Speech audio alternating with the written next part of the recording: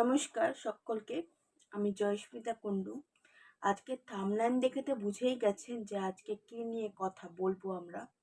আজকের টপিক হচ্ছে spirituality. Spirituality কথাটা ওয়ার্ডটা খুব ফ্যান্সি একটা ওয়ার্ড, বাট একটা এটার যে মিনিংটা খুব হেভি, এটার মিনিংটা খুব ডিপ। কিন্তু বাংলাতে কি বলে মানে স্পিরিচুয়ালিটি মানে কি বাংলাতে? স্পিরিচুয়ালিটি মানে হচ্ছে আধ্যাত্মিকতা। আর আধ্যাত্মিকতার একটা ভুল কনসেপ্ট আছে আমাদের সোসাইটিতে। সেটা হচ্ছে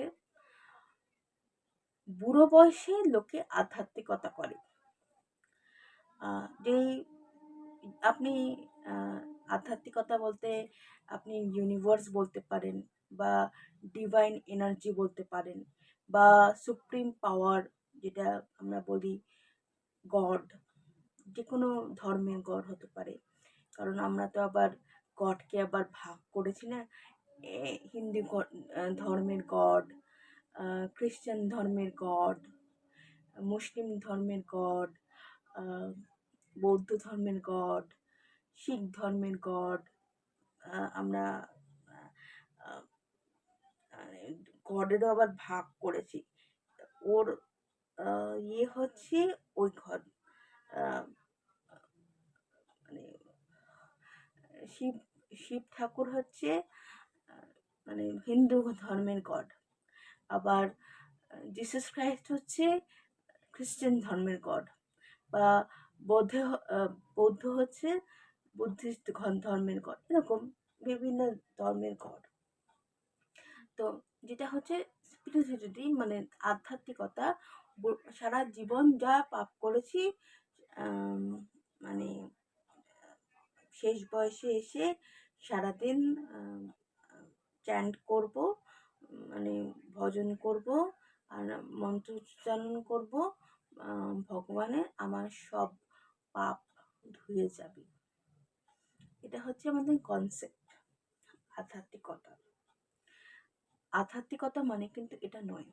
আপনারা বলতে পারেন যে তুমি তুমি এইটুকু একটা মেয়ে, তুমি আধ্যাত্মিকতা বোঝো কোনটা? না, কি বোঝো তুমি? একদম ঠিক। কারণ আমার যা বয়স তাতে হয়তো আমার জানার এখনো জানার প্রচুর বাকি। এটা একদম ঠিক, আমি এটা ডিনাই করছি না। বাট আমি কিছু বইপত্র পড়ে এবং আজকালকার টেকনোলজি ইউজ করে যেটুকু জেনেছি আপনাদের সাথে এটাই শেয়ার করব আজকে। এবং আমরা স্পিরিচুয়ালিটি নিয়েই আমরা কথা বলবো এবার থেকে। এই ভিডিও মানে এই চ্যানেলে আপনারা স্পিরিচুয়ালিটি নিয়ে ভিডিওস পাবেন, রিলেটেড টু স্পিরিচুয়ালিটি আপনারা ভিডিওস পাবেন। তো কারণ হিন্দিতে, ইংলিশে প্রচুর ভিডিওস আছে, বাট বাংলাতে আছে, বাট পাইনি। যাদের স্পিরিচুয়ালিটিতে আধ্যাত্মিকতাতে ইন্টারেস্ট রয়েছে তারা এই চ্যানেলটা সাবস্ক্রাইব করে নেবেন। আশা করছি আপনাদের হেল্পফুল হবে কন্টেন্টগুলো, ফিউচারের কন্টেন্টগুলো, এবং ভালো লাগবে। আমি চেষ্টা করব আপনাদের ভ্যালুয়েবল ইনফরমেশন দেওয়ার। তো এবারে আসি হচ্ছে স্পিরিচুয়ালিটি আধ্যাত্মিকতা মানে কি। মানে হচ্ছে নিজেকে, নিজের সাথে একটা জার্নি থাকে। আমরা সবসময়, মানুষ একা থাকতে পারে না, চেষ্টাও করে না। মানে একটা মানুষকে যদি কখনো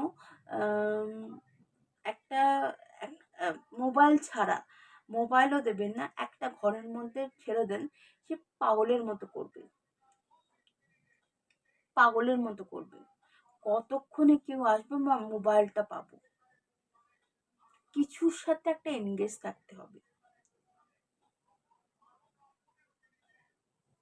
আগেকার দিনে দেখুন তো, আমাদের যারা ঋষি মুনিরা ছিল, তারা বছরের পর বছর তপস্যা করেছে, তাদের পরিবার ছেড়ে বনে কাটিয়েছে।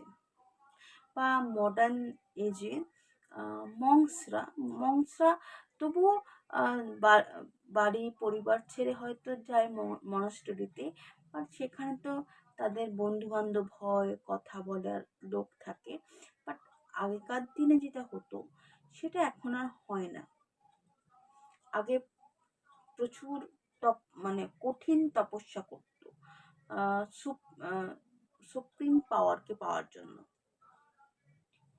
তো সুপ্রিম পাওয়ারটা কি, বা এইগুলোই আমরা ডিটেলসে পরের ভিডিওতে যাব।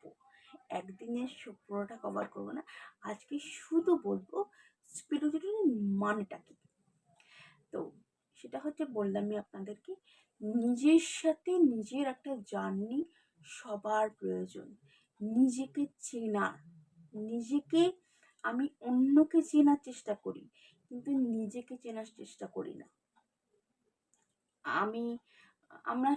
আমি নিজেকে চিনি, আমার ভালো মন্দ আমি সব জানি, কিন্তু আসলে কিন্তু আমি জানি না নিজের সাথে নিজের জার্নিটা,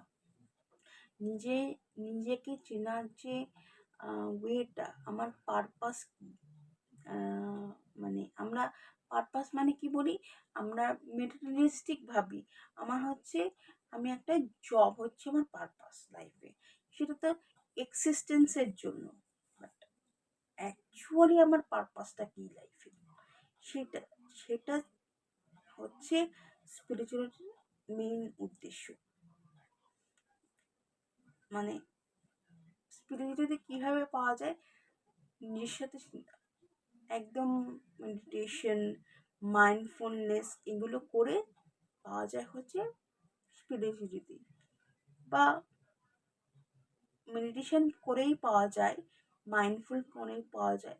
হ্যাঁ, আপনি ভজন কীর্তন বা এগুলো করেও পেতে পারেন, কিন্তু ওখানে আপনি, ওটাতে তো আপনার মাইন্ডটা ডাইভার্ট করতে থাকবে। বাট অ্যাকচুয়াল আপনি পাবেন হচ্ছে স্পিরিচুয়ালি মেডিটেশন, মানে শান্ত করে মনটাকে শান্ত করে পাবেন হচ্ছে স্পিরিচুয়ালিটি। আশা করি আজকের ভিডিওটা আপনাদের ইউজফুল লেগেছে, এবং আপনারা হায়ার নিজেকে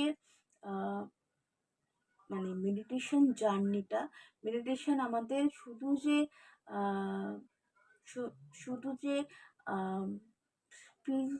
স্পিরিচুয়ালিটি বা আধ্যাত্মিকতা পেতে সাহায্য করে না। মানে মেডিটেশনের প্রচুর বেনিফিটস আছে, সেগুলো অন্যদিন ডিসকাস করব। বাট এটুকুই ছিল আজকের জন্য। যদি আজকের ভিডিওটা ভালো লাগে বা